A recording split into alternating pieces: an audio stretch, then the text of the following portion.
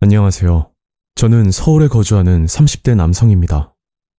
이 일은 저와 가깝게 지내던 지인에게 일어난 사건인데, 이 사연을 듣는 모든 분들이 경각심을 가졌으면 하는 마음에 이렇게 사연을 보내게 되었습니다. 이 이야기는 2024년에 일어난 실화이며 제가 대학교 시절 알게 되었던 여자 후배 고은이의 이야기입니다. 고은이에 대해 간단히 말씀드리면 상대를 편하게 만들어주는 성격에 거기다 자기관리도 잘했던 편이라 늘 주변에 사람이 많은 후배였습니다. 저는 대학교를 졸업한 뒤에도 고은이와 가끔 연락을 하면서 안부를 묻고 지냈는데 어느 날 고은이에게 전화가 걸려왔었죠. 네, 여보세요? 선배, 저 고은인데요. 제가 좋은 소식이 있는데 사실 저 올해 안에 결혼할 것 같아요. 그래? 진짜 잘됐다. 축하해. 고은이 너도 이제 30대 초반인데 뭐 어떻게 보면 결혼 정년기지. 근데 신랑 될 사람은 어떤 사람이야? 그러자 남자친구에 대해서 설명을 해주는데 같은 남자로서 정말 대단하다는 생각이 들 정도였습니다. 그 당시 고은이는 공기업에 다니면서 비교적 안정적인 생활을 하고 있었는데 결혼 정년기가 다가오자 친구에게 소개팅을 부탁했고 거기서 민철이라는 남자를 만나게 되었다고 합니다. 이 남자는 건축자재 관련 일을 한다던데 30대 초반의 젊은 나이에 꽤나 건실한 사업을 하고 있었고 최근에는 사무실도 확장한 데다 또 건축자재를 운반하는 트럭까지 구비할 정도로 사업이 잘 되고 있다는 말을 하더라고요. 야, 그 친구 대단하네. 집안이 좀 부유한 편이야? 아, 그런 건 아니에요. 남자친구도 밑바닥부터 일해서 돈 한 푼 안 쓰고 모아서 시작했는데 운이 좋았나 봐요. 그래, 진짜 축하하고 청첩장 나오면 연락 줘. 저는 기분 좋게 전화를 끊었고 그 후 한 달 정도 지났을 때 마트에 장을 보러 갔다가 우연히 고은이와 고은이 남자친구를 만나게 되었습니다. 고은아, 너를 여기서 만나네? 선배, 이게 웬일이에요? 아, 이쪽은 제가 앞전에 말씀드린 남자친구예요. 고은이는 남자친구와 함께 집에서 요리도 해먹을 겸 마트에 들른 거였고 시간 괜찮으면 카페에서 차 한잔 마시자고 이야기를 하더라고요. 그렇게 카페로 가서 얘기를 나눴고 민철이라는 친구는 사람은 참 좋은 것 같은데 저만 느낀 건지는 모르겠지만 뭔가 숨기는 게 있는 듯한 행동을 가끔씩 하는 것 같았습니다. 예를 들면 대화 도중 수시로 휴대폰을 본다던가 아니면 딴 생각을 하고 있는지 말귀를 못 알아듣고 다시 질문을 하는 모습도 보였고 아무튼 조금 이상하다 싶었지만 사업을 하는 친구라 바빠서 그런 거라 혼자 생각하고 그냥 넘겨버렸죠. 민철 씨라고 했죠? 고은이는 내가 참 아끼는 후배거든요. 둘이 결혼하더라도 지금처럼 잘해줘요. 아, 당연하죠. 형님 말씀처럼 제가 잘하겠습니다. 처음 본 사이였지만 민철이란 친구는 넉살이 좋은 성격 탓에 저랑 금방 가까워졌고 그 만남 뒤로는 민철이와 형님 동생 사이로 지내면서 좋은 관계를 유지하고 있었습니다. 그렇게 고은이와 민철이는 부모님과의 상견례도 마치고 결혼식장과 신혼여행 예약 등 결혼에 필요한 일처리를 진행하면서 둘의 결혼은 아무 문제 없이 이루어지는 듯 했었죠. 하지만 몇 달 뒤 결혼을 한 달 앞둔 2024년 9월 저도 믿기 힘들 정도로 충격적인 소식을 듣고 말았습니다. 그날 집에서 TV를 보고 쉬고 있었는데 고은이에게 전화가 걸려왔고 저는 반가운 마음에 얼른 전화를 받았었죠. 고은아, 어쩐 일이야? 선배, 저랑 같이 경찰서 좀 가주실 수 있어요? 혼자서는 너무 무서워서요. 뭐? 경찰서? 아니, 무슨 일인데? 정확히 말 좀 해봐. 일단 제가 지금 선배 집으로 갈게요. 고은이는 차를 끌고 저희 집으로 찾아왔고 저는 고은이와 함께 경찰서로 찾아갔었습니다. 경찰서에는 민철이가 있었고 그제야 모든 내용을 알게 되었는데 참 씁쓸하면서 기가 막힐 노릇이었죠. 그 내용은 2024년 2월로 거슬러 올라갑니다. 민철이는 사무실을 개업하면서 자신의 사업을 도와주었던 사람들과 그리고 친구 지인들을 번갈아 초대하면서 개업식 겸 파티를 진행했었답니다.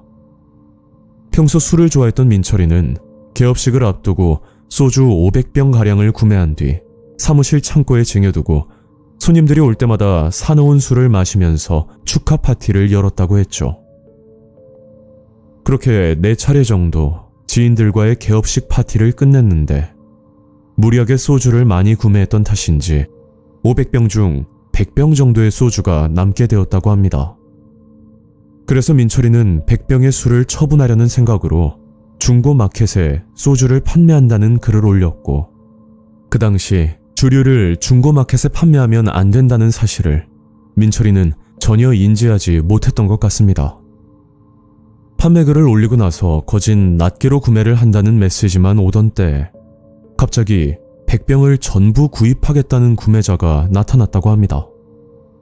그래서 민철이는 구매자에게 연락을 했고 시간은 오후 6시 구매자가 사무실로 직접 찾아와 직거래를 하기로 약속을 잡았다고 하더라고요. 그렇게 약속 시간이 가까워졌고 민철이는 사무실에서 구매자를 기다리고 있었는데 약속한 6시가 넘었음에도 구매자는 나타나질 않았다고 합니다. 일명 거래 파기를 당했다고 생각을 했고 그냥 집으로 들어가려고 준비를 하고 있는데 때마침 구매자에게 연락이 오더랍니다. 그 내용은 구매자에게 급한 볼일이 생겨 밤 10시쯤 거래를 해도 되냐는 말이었고 마침 그날 스케줄이 없었기 때문에 구매자를 한 번 더 믿어보기로 했다고 했죠. 민철이는 사무실에 앉아 게임을 하면서 구매자를 기다렸고 정확히 밤 10시에 구매자가 사무실로 찾아왔었다고 합니다. 그런데 반전이었던 건 소주 100병을 사러 온 구매자가 20대 초반의 대학생으로 보이는 여자였는데 몸매는 물론이고 외모까지 뛰어난 그런 모습의 여자였답니다.